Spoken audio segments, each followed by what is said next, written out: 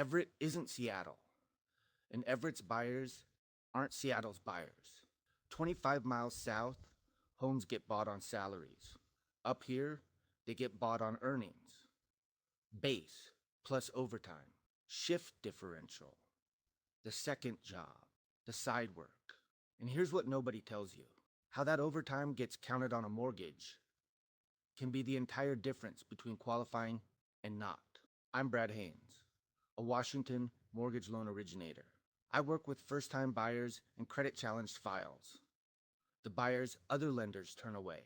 This is the first in a series about buying in the towns of Snohomish County, starting with Everett, because it's the county's biggest city, and its buyers get measured by a system that wasn't built for how they earn.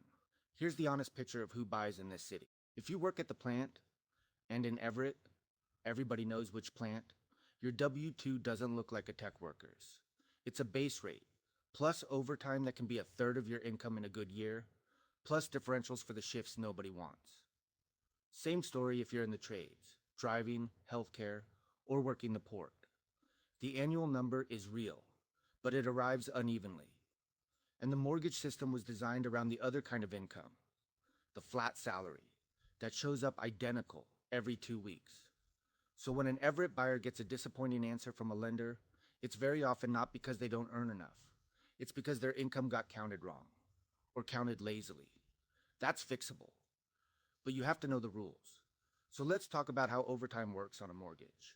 On the channel I work through, and every lender differs. First, overtime absolutely counts as qualifying income. Hourly or salaried? Yes, salaried people with overtime count too. But it doesn't count automatically. It counts when there's a track record. The track record is the whole game. Generally, you need about a year of overtime history. And on some loan programs, 2 years. Read that again, because it means something important. The same buyer with the same overtime can qualify through one loan program and lose that income entirely through another. Which door you walk through matters. That's not a detail your online pre-qual is checking. And the trend matters as much as the total. If your overtime is growing year over year, the counting works in your favor. Your history gets averaged in. If your overtime is shrinking, it generally gets counted at the lower current level, not the good year you had before. Underwriting believes your trajectory, not your best season. One more rule almost nobody knows for everyone earning a shift differential. When you're paid multiple hourly rates, your pay rate for qualifying can be the highest one, differential included. The premium for working the shifts nobody wants isn't just money in your check. Documented right, it's buying power. Put those together and you get the real advice.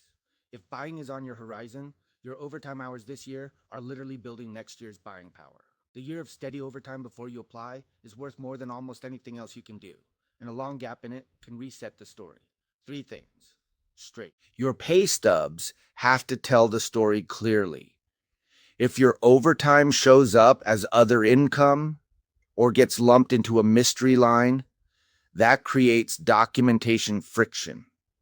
Sometimes it takes a letter from your employer to untangle. Keep your stubs, keep your year-end stubs especially, and know what your own pay records actually say. A declining trend needs an explanation. Fewer hours this year because you took time off, went part-time, or the schedule changed. That may need to be documented. It's not a deal breaker, but it's a conversation to have early, not a surprise in underwriting. And projected overtime doesn't count. Received overtime does. The big year you're expecting isn't qualifying income yet. The system pays you for history, not optimism. One more reason the smart move is starting the conversation a year out, not a week before you want to write an offer. Here's why I made this video about Everett specifically. The buyers of this city are exactly the people national affordability data says are getting squeezed out. Not because they earn too little, but because variable income is harder to qualify than a flat salary. The software engineer's file writes itself. The machinist's file has to be built.